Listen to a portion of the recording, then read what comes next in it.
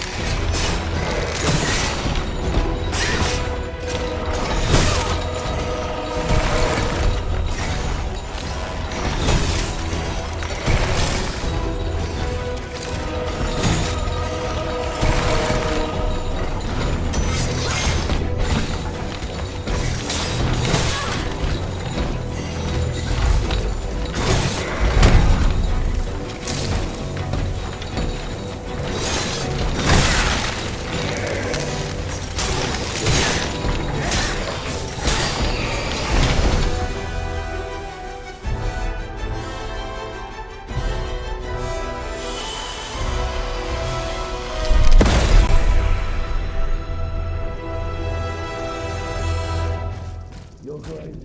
No, Your Grace. I am your most faithful servant. Monsieur, listen to me. But I can no longer do what you ask of me. Listen to me, Bossan. Kill, kill, and kill again. What do you mean?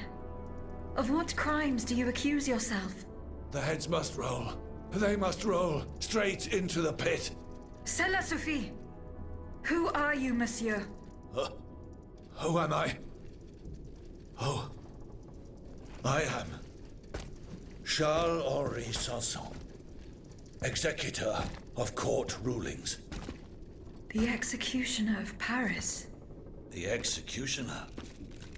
Oh no, not anymore. That death factory. We had to lead the horde of the tortured victims there and hand them over to killers who are far more efficient and skilled than us.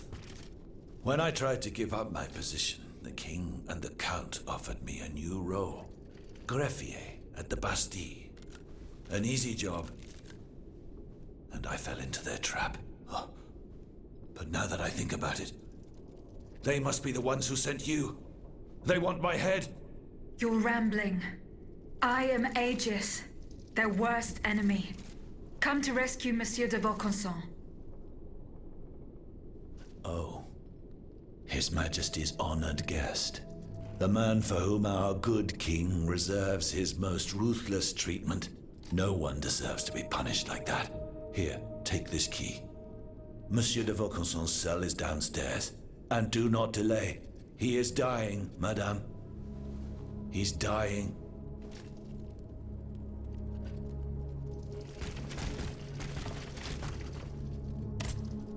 Monsieur Sanson. Madame, why haven't you gone to Monsieur de Vaucanson yet? What's keeping you?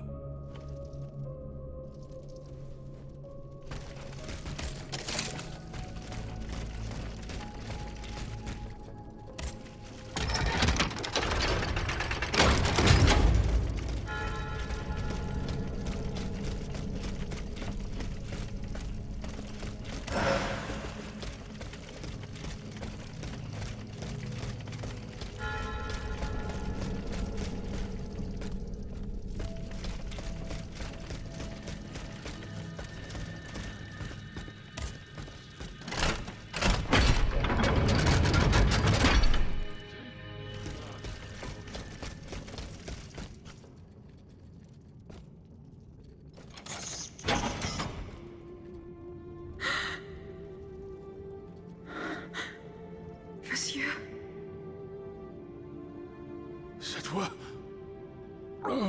That was... Tonight, mon enfant.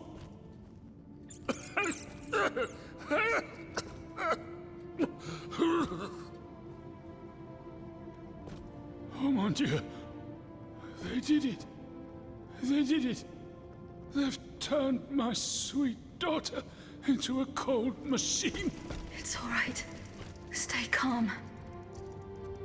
Well, Ludia, what has Cagliostro told you? Has he sent you to put me out of my misery? No, I'm going to get you out of here. Let me help you. There's no point. I'm burning with fever, and I'm already short of breath. Death lurks around every corner in this prison. I couldn't escape it. I'm not long for this world. No, you can't.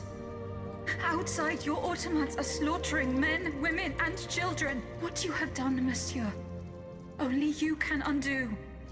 What I have done, the miracles I performed, the wonders I gave to this kingdom, it was nothing but vanity. I closed my eyes to it for so long. Mesmer, Cagliostro, souls snatched from their eternal rest like water from a well. I should have set fire to the workshop. I should have melted my creations. It's not too late to stop the massacre. I don't have the strength. You must... Speak, monsieur. Say something, enfant. You must stop them. The king and his loathsome henchman, Cagliostro, the master of the machines. He gives them their orders. He must be silenced at all costs. Take my hand.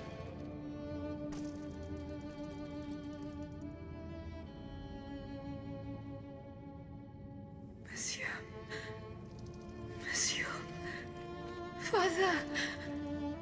No, no, my pauvre enfant. I am not your father. No more than you are, Athenais. You're but the vessel that contains what is left of her broken soul. Ludia, I don't want to die without hope. In the name of what is left of her in you, in the name of her love for you, I beg you to free her from the purgatory our enemies have confined her to. I will grant your wish, monsieur. Do you realize what that means? Are you ready to make that sacrifice? The ultimate sacrifice.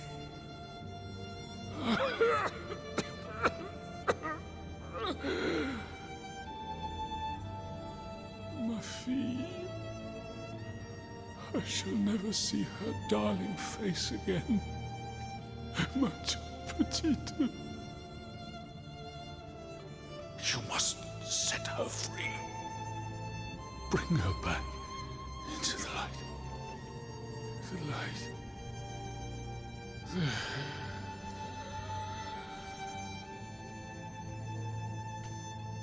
Monsieur. Monsieur. Monsieur.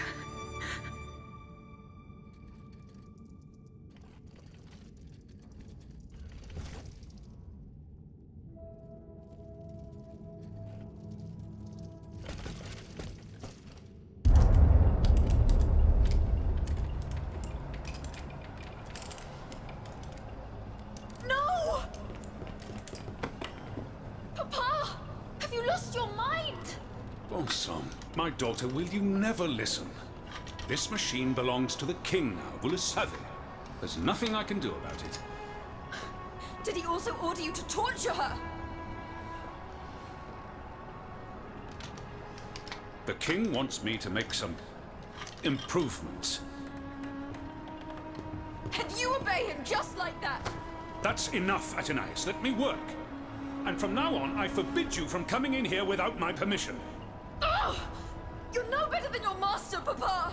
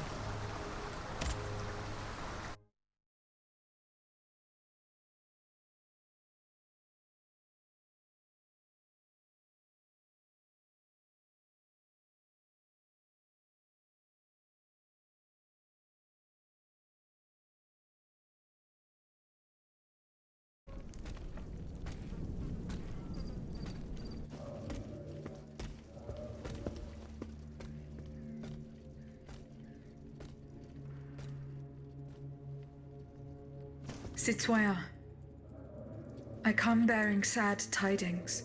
Monsieur de Vaucanson has passed away. I was present for his last breath in his cell at the Bastille. Juste ciel. Requiescat in pace. Mon Dieu, it is a cruel fate that has taken my dearest friend from me today. Eugène. Ce pauvre Eugène. I cannot suffer such a horrible injustice. Was he at least able to tell you something before he passed away? No. Nothing. How unfortunate. We are lost. Must we resign ourselves to this disastrous turn of events? No, General. Every part of me refuses to do so. Eugène de Vaucanson made me make a promise that I swore to keep. Now I have no other choice than to risk everything. What are you thinking, Aegis? I'm thinking of making my way to Versailles.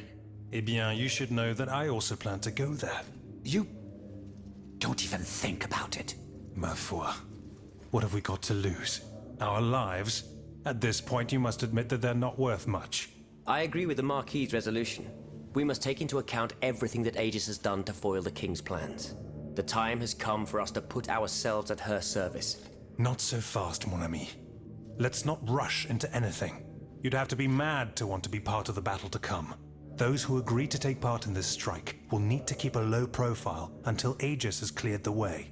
As for you, madame, I do not know what new arrangements have been made since my last visit to the Queen, but I found the area around the North Wing to be particularly empty. Here is where you should launch the attack. If fortune is in my favor, I shall be waiting for you at the Petit Trianon with something to help you make your way through the gardens. As for us, once the automats have been defeated, we will enter the palace to seize the king and the count. Is that your plan, Monsieur le Marquis? It is, monsieur. We are about to take the small step that separates audacity from madness. Are you ready to take it, madame? Citoyen, I cannot escape my obligations. It is in my very nature to honor them. I kept the promise I made to the Queen to find Monsieur de Vaucanson. I am now bound by the oath I swore before my creator. If I go to Versailles, it is in the hope of rescuing Athenais. I think also of all that remains to be done in Paris. And what's more, you demand my help to make you masters of the king. It is a heavy burden that we place on your shoulders. But once again, we must leave it up to you. Take your time, Aegis. A hasty decision could lead to disaster. We will be ready for action when the time comes. Pour la nation! Et pour le royaume!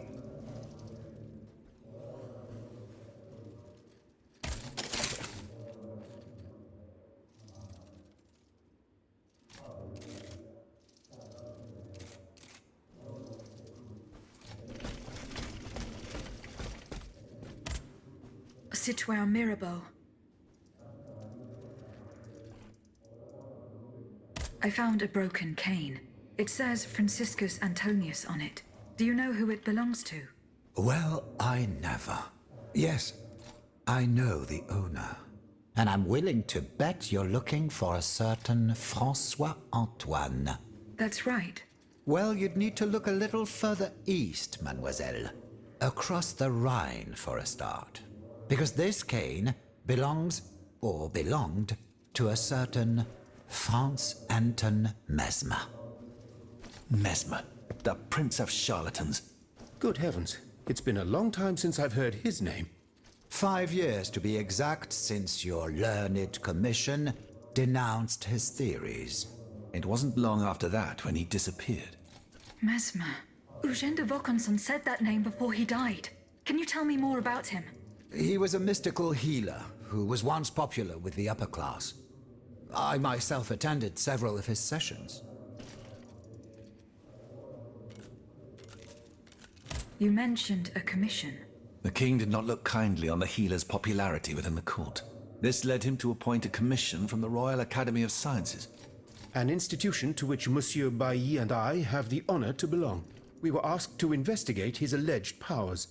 The experiments that we performed allowed us to determine that Monsieur Mesmer's activities were pure charlatanism, a conclusion that destroyed his successful career the moment it was published. But there was something, Sylvain. A tiny flow of energy that my devices were able to measure. My dear colleague, must I remind you again that we were never able to reproduce your observations? It was obviously a momentary failure of your equipment. Perhaps. I'd like to be sure of it. When and how did Monsieur Mesmer disappear? The denunciation of his techniques was the start of a long descent into hell for Monsieur Mesmer. He was abandoned by his clients and resumed his research in virtual secrecy. I think he was hoping to perfect his so-called science and restore his reputation with the Academy. A hope that led him to associate himself with that dastardly Cagliostro. God only knows what experiments they may have carried out. In any case, their collaboration did not last long. Monsieur Mesmer left the kingdom overnight to return to his mother country. Why did he leave so quickly? That is a mystery. but those who saw him that morning say it was as if he had the devil at his heels. This is true. He left in such a hurry that he abandoned everything he owned. Furniture, belongings, and scientific equipment. And it seems that Cagliostro has inherited this treasure. Is that so? Well, if what you say is true, that broken cane must have passed into the Count's hands. Yes, it's likely. This adventurer from who knows where is quite the mysterious character. And he has been very busy recently. I've been able to observe him from my apartments, making frequent visits to Rue Saint-Honoré, on the Tuileries side. I wonder what he was doing there. What were Monsieur Mesmer's theories?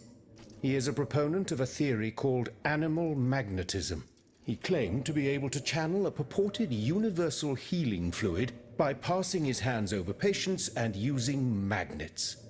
He also cobbled together a whole array of mad devices, each stranger than the last.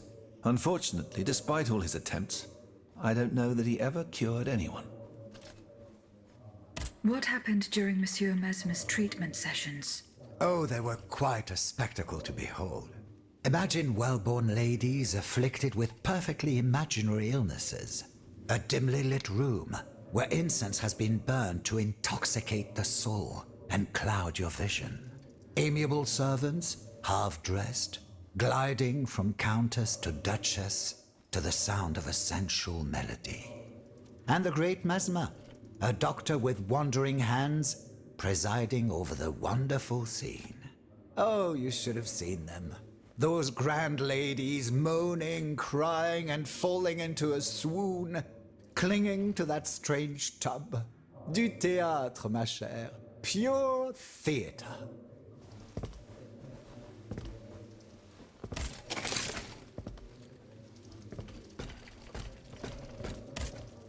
Citoyen Mirabeau. Unfortunately, I come bearing sad news. Go on, Aegis. There is no need to spare me. This is about my mother, isn't it? Indeed.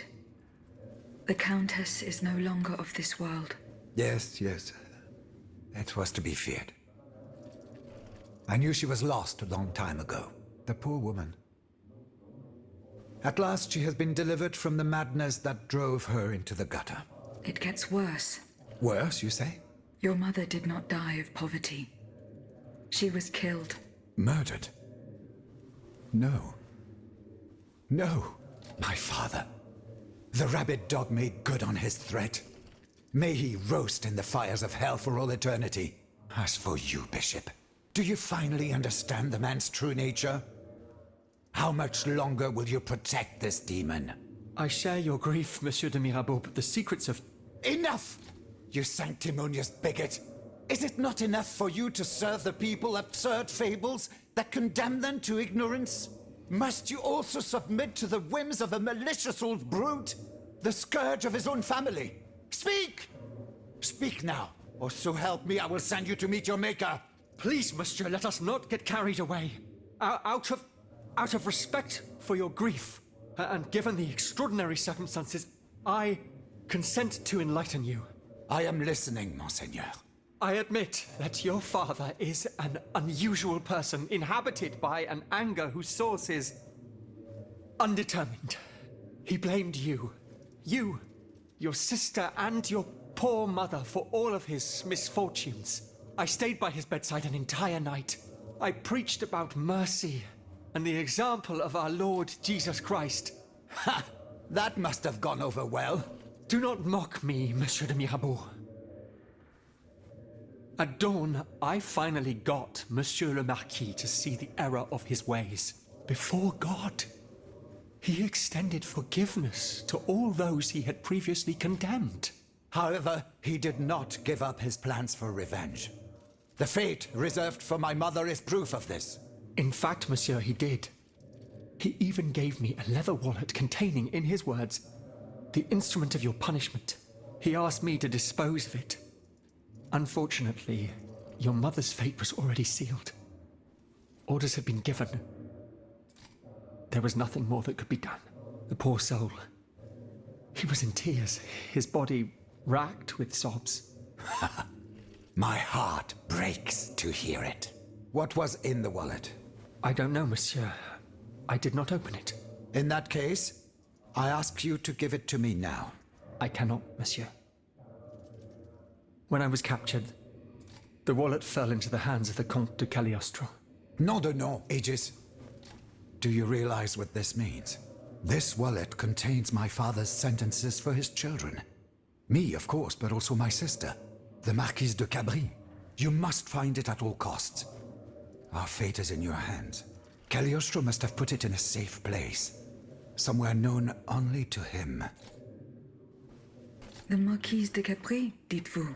Yes, that is my sister Louise's title. Fortune favors you today. It so happens that I already have this wallet. It was in a secret workshop by the Tuileries, where the Count conducts his sinister experiments. Oh, how fortunate.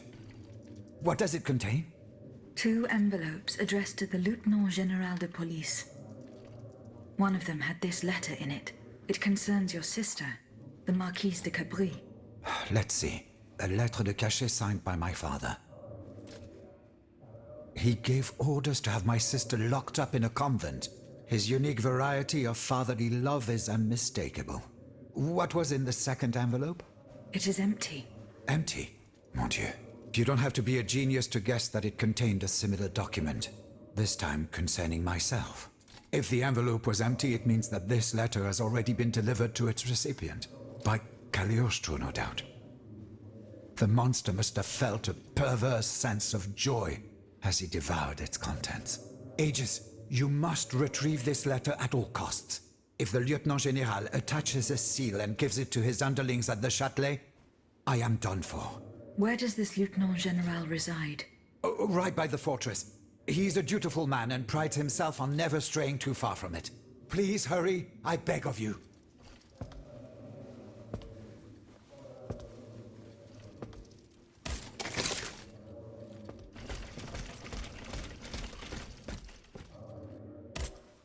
Citoyen Lavoisier. What can I do for you, Aegis? I found the powder. It is at the Bastille. Ah, what good news. Is it in good condition? Of course. What do you mean? Am I to understand that you have not done what needed to be done?